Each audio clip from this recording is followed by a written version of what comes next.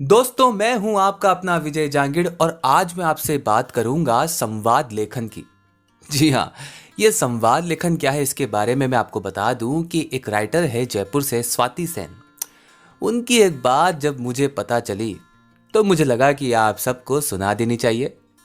अजी, मेरा मतलब है कि उन्होंने कुछ लिखा है और उनका लिखा हुआ आप तक पहुंचाने की जिम्मेदारी वो है मेरी। पर मैं आपको बता दूं कि मैंने उनसे इजाजत लेकर ही ये बात आपको सुनाने का फैसला किया है।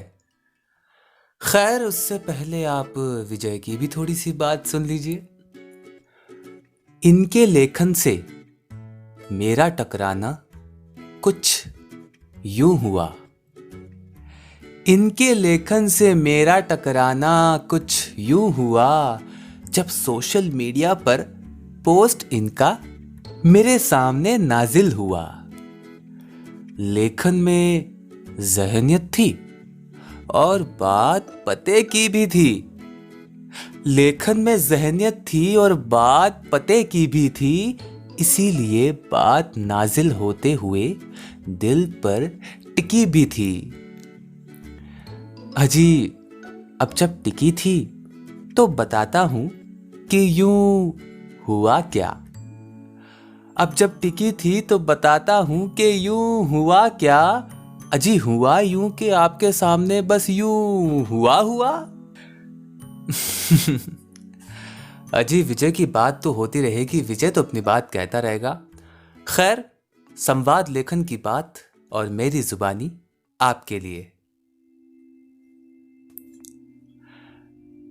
मैंने कभी चाहा तो था कि मई में बारिशें हो और जून में बर्फ गिरे।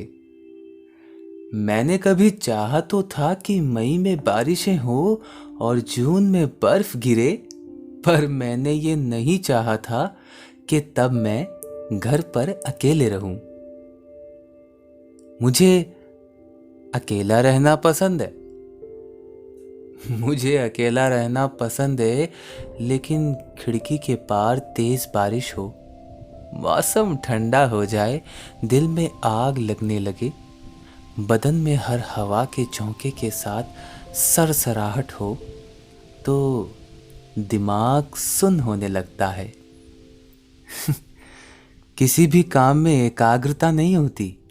ये मन तुमसे संवाद करता है, चाहता है कि तुम्हारी छवि को कसकर आलिंगन कर लें। चाहता है कि तुम्हारी छवि को कसकर आलिंगन कर लें, पर हर बार ये शरीर बाउंसी बिस्तर पर जा गिरता है, वो भी अकेला। और अकेला होना अकेलेपन में बदल जाता है। ये इंसानी दिमाग कितना कुछ सोच सकता है, कितने ही आविष्कार कर डाले इसने। विश्वामित्र ने तपस्या करके कुछ पाया भी होगा, पर कहानी हमें तपस्या भंग होने वाली ही याद है। ऐसा मौसम हो तो खाना बनाना भी कितना एक्सोटिक लग सकता है, खास करके आटे में लोच देना। कल से मैं तुम्हारी छवि के साथ मिलकर अकेले इस घर में कुछ ढूंढ रही हूं। कल से मैं तुम्हारी छवि के साथ मिलकर अकेले इस घर में कुछ ढूंढ रही हूं, कुछ ऐसा जो तुम जैसा हो। ऐसा मेरे पास कुछ भी तो नहीं। लगातार बरसता पानी मेरी प्यास बढ़ा रहा है। ठंडी हवा से झंझनाहट सी होती है। 27 की उम्र में 17 के ख्याल आ रहे हैं। आंख मूंद लूं तो मेरी हथेली तुम्हारी हथेली में तब्दील हो जाती है। वो सारे निशान एक बार फिर उभर आते जो मिले तुमसे दूसरी तीसरी मुलाकात के दौरान। वो सारे निशा एक बार फिर उभर आते जो मिले तुमसे दूसरी तीसरी मुलाकात के दौरान। वो तुम्हारा स्पर्श, वो बहकती और महकती सांसें, तुम्हारे साथ बिताए पल लूप पर चलते हैं जहन में। बिन पिए नशा सा रहता है, नम होती मेरी छाती को तुम्हारी हथेलियों की तपिश चाहिए।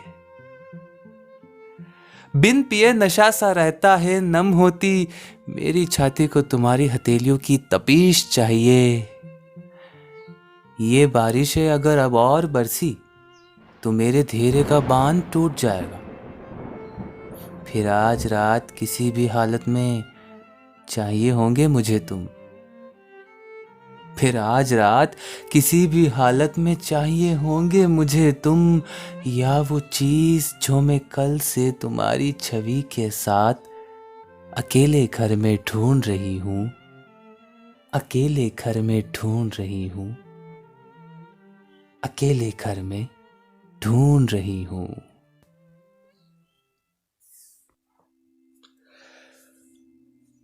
बस इतनी सी थी ये बात। खैर, बात संवाद लेखन की चली है तो मैं आपको इनके बारे में बताऊंगा ज़रूर।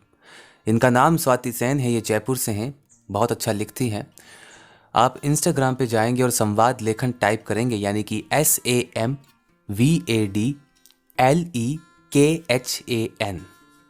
तो ये आपको वहाँ पर मिल जाएगी। इनका नाम स्वाति सेन है और इनके हर पोस्ट में एक बेहद सुंदर सी तस्वीर होती है और उसके नीचे एक खूबसूरत सा लेखन।